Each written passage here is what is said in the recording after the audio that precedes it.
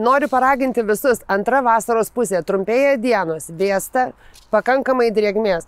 Sėkite vėl iš naujo dar kartą ridikėlius, sėkite špinatus, sėkite salotas, sėkite gražgarstės ir nepamirškite pasisėti krapų.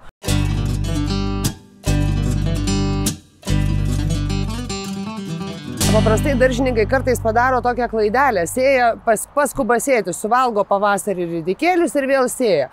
Derliaus nebūna. Todėl antra vasaros pusė, kada trumpėja dienos, vėsta orai, puikiai užauginti skanų, traškų, šviežią ridikėlių, krapų, špinatų, salotų, gražgarščių derlių.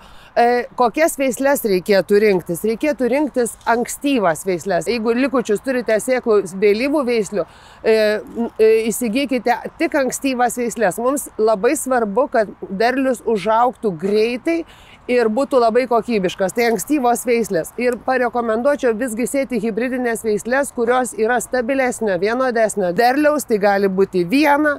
Tai taip mėgiami ridikėliai rondar, na ir kvarta ridikėliai. Visi trys apvalūs, visi trys traškus, raudoni, baltų vidumi. Nepamirškite pasisėti ir špinatų, ir salotų, ir gražgarščių.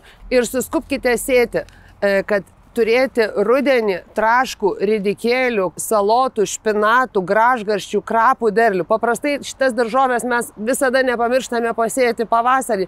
Nepamirškite pasėti jų ir antroje vasaros pusėje. Jei norite ir daugiau naudingų patarimų, ne vieno, ne dviejų, ne 10, bet 100, prenumeruokite mūsų kanalą. Dar noriu parodyti stebuklingus miltelius, kuriuos šios 2 gramus ištirpinus 10 litrų vandens laistykite pasėtas sėklas.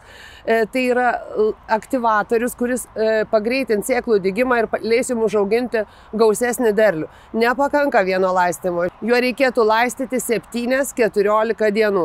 Savaitę, 2 arba dar ilgiau. Na ir pabandysiu aš pasėti dar ir lapinius kopūstus, kurie mane žavi dėl to, kad derlių aš jų imu gruodžio mėnesį. Bet padariau tokią klaidelę, pasėjau už tuos savo kopūstus gražuolius per anksti, tai yra Liepos pradžioje. Ir jie pas mane neužaugo tokie, kaip aš noriu. Buvo per karšta, buvo per ilgos dienos. Tai trumpėjant dienoms, vėstant orams, aš pabandysiu pasėti šituos lapinius kopūstus. Galbūt aš užauginsiu tik mažus lapelius, o galbūt man pavyks užauginti gražius augalus, kurie atrodys puikiai po sniegu ir džiugins mane savo derliumi ir gruodžio mėnesį.